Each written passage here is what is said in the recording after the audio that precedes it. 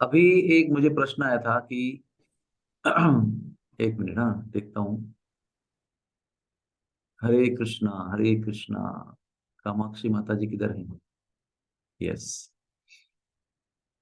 तो आपने ये प्रश्न पूछा था कि स्वप्न में कभी कभी संतों का, भक्तों का दर्शन होता है, तो उसका क्या अर्थ होता है? स्वप्न तो मराठी में कहते हैं ना, मनी वसे जे स्वप्नी दिसे। अधिक तौर पर जब भौतिक स्तर पर हमारे सपने में कोई आता है तो वो एक मन का खेल है।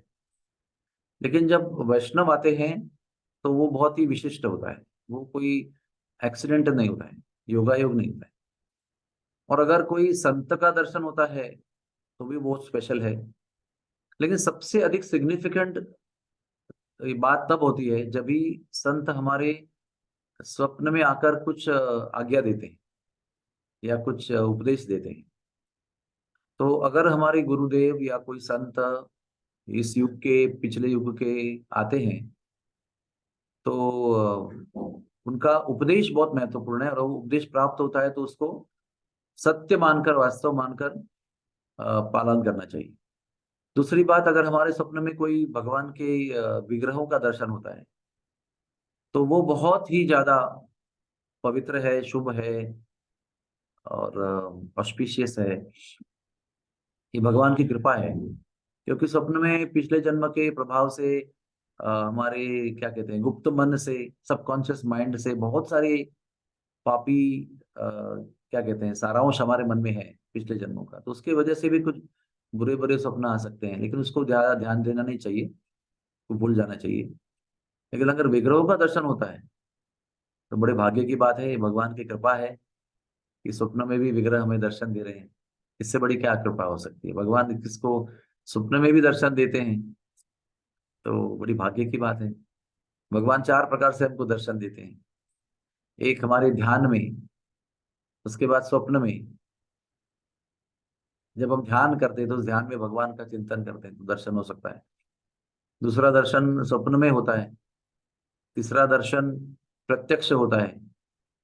और चौथा दर्शन जो भगवान का होता है, सबसे महत्वपूर्ण है, जब हम कण कण में, हर वस्तु में, हर व्यक्ति में, मनुष्य हो या किसी भी और योनि का, हर व्यक्ति में, हर जीव में, हर वस्तु में, हर कण कण में जब भगवान को देखते हैं, वो सर्वोच्च दर्शन है। ठीक है, और कोई प्रश्न है? Thank you Prabhu ji. Hare Krishna. Thank you very much, Hari बोल। और किसी का कोई प्रश्न है? हरे कृष्णा प्रभु जी, दंडवत प्रणाम। हाँ बताइए। यस, हरे कृष्णा। प्रभु जी, हम लोग देखते हैं कि हमारे कल्चर में जन्म पत्रिका का बहुत महत्व है। हम्म, मतलब भगवान की भी, भगवान कृष्ण की जन्म पत्रिका बनी थी।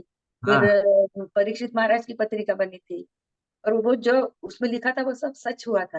हाँ अभी अभी इस युग में जब हम लोग बच्चा पैदा होता है तो हम लोग उसकी जन्म पत्रिका बनाते हैं। तो हाँ। उसमें सब अच्छा ही लिखा हुआ रहता है, पूरा कुछ लिखा नहीं रहता उसमें। तो क्या फिर शादी के वक्त हम लोग पत्रिका देखते हैं तो या क्या मतलब इसका महत्व है, क्या कुछ करना चाहिए क्या ऐसे? जन्म पत्रिका बनाने का जो विधि है, उसको उसको बहुत इंपॉर्टेंट संस्कार है हमारे में।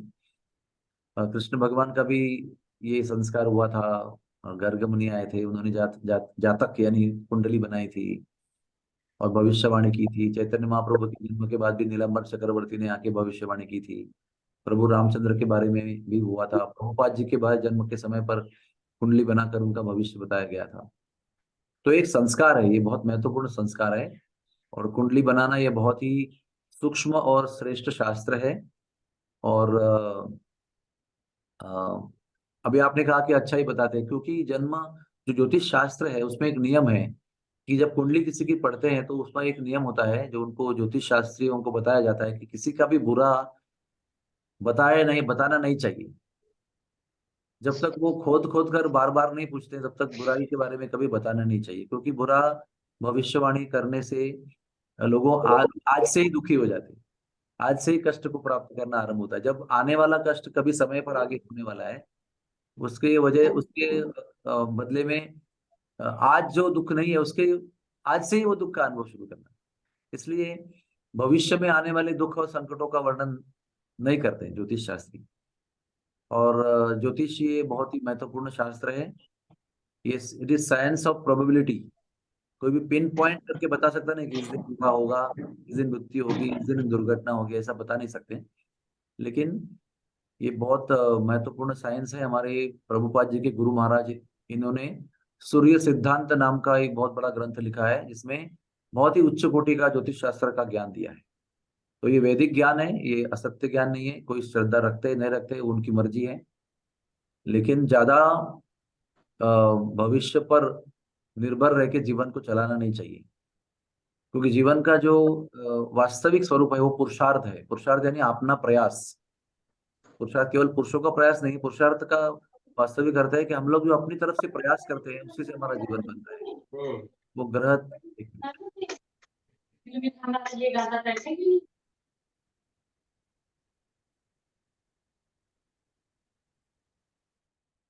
जो ग्रह तारों के ऊपर हमारा जीवन निर्भर करना इतना आवश्यक नहीं है। लेकिन हमारे कर्तृत्व, हमारे कर्म, गुरु जी के चरणों में, शरण में किए हुए जो कर्म है, वो हमारे जीवन को समृद्ध बनाते हैं। इसलिए अधिकतर भावना की दृष्टि से कुंडली पर, ज्योतिष पर बहुत ज्यादा भरोसा और ये निर्भर होकर जीवन नहीं चलाना चाहिए। ठीक है, और किसी को कोई प्रश्न है? हरे कृष्ण प्रभु जी।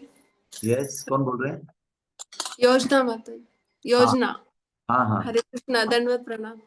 Wish you happy birthday. Yes माता हरे जी। हरे कृष्ण। माझी ना बहीण एक्सपायर झाली काल, तर हाँ, ते 10 दिवस तो जीव सूक्ष्म रूपात घरात असतो असं म्हणतात, ते खरं आहे का? वो देख रहा है। म्हणून इनका प्रश्न ये है कि उनके बहन जी का दुखद निधन हो गया है कल। तो 10 दिन तक वो आत्मा घर पे रहती है, ये सच है क्या? तो ये सच है। जब तक 12-13 दिन का श्राद्ध नहीं होता है, तब तक वो आत्मा आसक्ति की वजह से, माया की वजह से उसी परिवार के आसपास रहती है।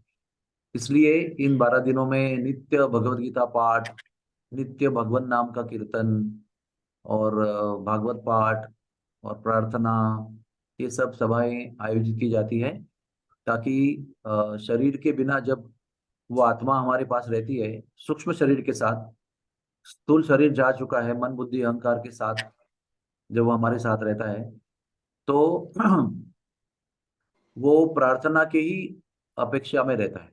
क्योंकि और कोई भी पोषण हम उनको दे सकते नहीं है। प्रार्थना ये उनके लिए आगे के प्रवास के लिए, यात्रा के लिए बहुत शक्ति प्रदान करता है। इसलिए आप्तजनों को, परिवार के जनों को इन 12 दिनों में एक तरह से सूतक पालन करते हुए भगवान नाम में लीन होकर उस जीव के लिए प्रार्थना करनी चाहिए। और वही भगवान नाम का जप और कीर्तन उस जीव के आगे के ऊर्ध्व उन्नति के लिए, आध्यात्मिक उन्नति के लिए बहुत लाभदायक होता है। हरे कृष्णा। हरे कृष्ण। और कोई किसी का प्रश्न है? हरे कृष्ण प्रभु जी, धन्यवाद प्रणाम। Who speaking? Aruna Prabhu ji. Aruna, Hare Krishna. Hare yes. Krishna Prabhu ji, आपने 2-3 दिन पहले एक लेक्चर में बताया था कि हमें भगवान को 100% शरणागत होना चाहिए, तो उसका एक बार मतलब बता दीजिए। 100% शरणागति का अर्थ है आज्ञा का 100% पालन करना। जो भगवान के चरणों में शरणागति का अर्थ है गुरुजनों के द्वारा प्राप्त आदेश को 100% तंतोतंत तत्वतः बिना किसी कॉम्प्रोमाइज के पालन करना। और हमारा व्यवहार और हमारी विचारधारा भी उनके आज्ञा पालन के अनुकूल रखना। तो विचारधारा तो बहुत पापी है, लेकिन जबरदस्ती बाहर से आज्ञा पालन का नाटक कर रहे हैं, ये भी शरणागति नहीं होती। शरणागति जो है वो तन मन आत्मा विचार बुद्धि सबसे होती है। तो इसलिए आज्ञा पालन, गुरुमुख पद्म वाक्य चित्ते ते कोरिया ऐक्य आरना कोरी हो मने आशा, यही पूर्ण शरणागति है। और ये बहुत कठिन है, आसान नहीं है, क्योंकि मन तो बहुत चंचल है और बहुत पापी विचार करता है। तो प्रयास करना है, प्रार्थना करनी है इसके लिए। और यही जीवन का परम उच्च उद्देश्य है। जिस दिन हम पूर्णतः शतशः शरणागत, यानी केवल अनुकूल्यस्य संकल्पो प्रतिकूल्यस्य वर्जनम, जो अनुकूल है उसको स्वीकार करते हैं प्रयत्न पूर्वक, और जो प्रतिकूल है उसको त्याग देते हैं और केवल गुरु की शरण में आज्ञा पालन करते हैं, उस दिन हम जीवन मुक्त हो जाते हैं, हर प्रकार के भौतिक बंधन से मुक्त होते हैं, कि केवल मृत्यु का इंतजार है, क्योंकि वो एक समय आने वाला है, लेकिन मृत्यु के पहले ही हम जीवन मुक्त हो जाते हैं। और मृत्यु के बाद मोक्ष प्राप्त होता है, शरीर से भी मुक्त हो जाते हैं। और उसी समय जब जीवन मुक्त होते हैं तो भगवान के चरणों का परम आश्रय प्राप्त होता है। ठीक है, Hare Krishna. Thank you Prabhu ji, Hare Krishna. Thank you very much. और कोई प्रश्न किसी का है? हरे कृष्णा प्रभु जी, दंडवत प्रणाम। दंडवत प्रणाम। यस माता जी। प्रभु जी, ऐसा कहते हैं ना कि lord Jagannath is most merciful and we also hear that Nitai Gauranga is most merciful, तो who is the most merciful among them? All of them are very merciful, but कृपा में कैसा होता है ना, ये कृष्ण भी बहुत दयालु हैं, दया सागर करुणा सागर है, लेकिन राधा रानी उनसे भी बढ़कर दया सागर है। इस तरह से गौरांग महाप्रभु भी पतित पावन है, लेकिन नित्यानंद प्रभु उनसे भी ज्यादा पतित पावन है। उसी प्रकार से राधा रानी, बलराम जी और नित्यानंद प्रभु ये बहुत ही ज्यादा दयालु हैं, परमोच्च, परम परम परम दयालु हैं, परम करुणावान है। और जिस समय हम जिसके सामने खड़े हैं, अगर नित्यानंद प्रभु के सामने खड़े हैं तो वही आपके सबसे दयावान है। अगर आप जगन्नाथपुरी में खड़े हैं तो जगन्नाथ जी बलदेव सबसे दयावान है, क्योंकि उस समय वो कृपा हमारे लिए उपलब्ध है। लेकिन परमोच्च दयालु जो है वो राधा रानी है, नित्यानंद प्रभु है और बलराम जी है। हरे कृष्ण। बहुत बहुत धन्यवाद सबका। आशा करता हूँ कि आप सब मुझे आशीर्वाद देंगे और धन्य करेंगे। Thank you so much. Hari बोल।